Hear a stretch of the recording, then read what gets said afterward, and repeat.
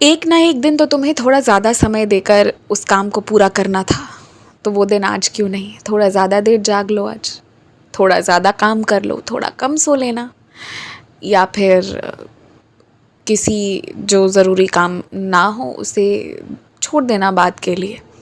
मगर जिस चीज़ को इतने दिन से सोचे जा रहे हो करना है, आज कर लो। आज का दिन बहुत सुंदर है उसे करने के लिए।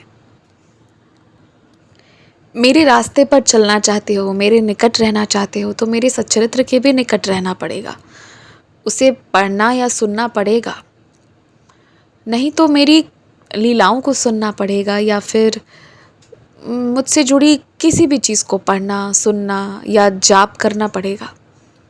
तब तुम्हें मेरे करीब होने का एहसास होगा, क्योंकि मैं तो पल पल तुम्हारे करीब हूँ।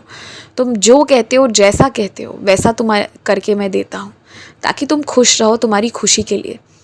लेकिन फिर भी खुशी ना होने का कारण ये है कि तुम पढ़ नहीं रहे हो, तो फिर तुम मुझसे बात नहीं कर पा रहे हो, तुम्हें समझ नहीं आ रही है कि ये सारी चीज़ें क्या हो रही है। मेरी सच्चरित्र को सिर्फ किसी इच्छा पूर्ति के लिए या फिर मेरी जवाब सुनने के लिए ही नहीं, कभी कभी जो घटनाएं घटित हुई हैं ना, उसे समझने के लिए भी पढ़ना चाहिए। उसी में उस घटना को विस्तार से बताया जाता है जो तुम्हारे जीवन में हुआ होगा, इसलिए पढ़ लिया करो।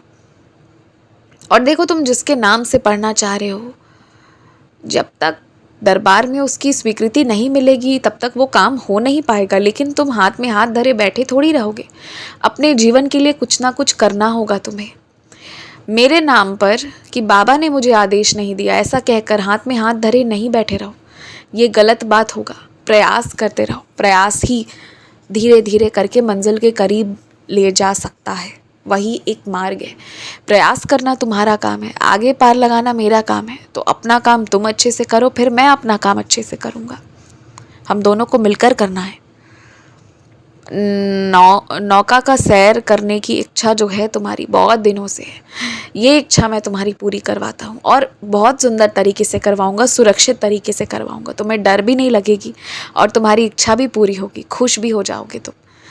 लेकिन मैं तुमसे एक बात कहूँगा कि ये सब तुम कर लेना, लेकिन जिन लोगों को बहुत डर लगता है ना, उन्हें तुम जिद मत करना कि वो तुम्हारे साथ आए, वरना वो तुम्हें भी डरा देंगे।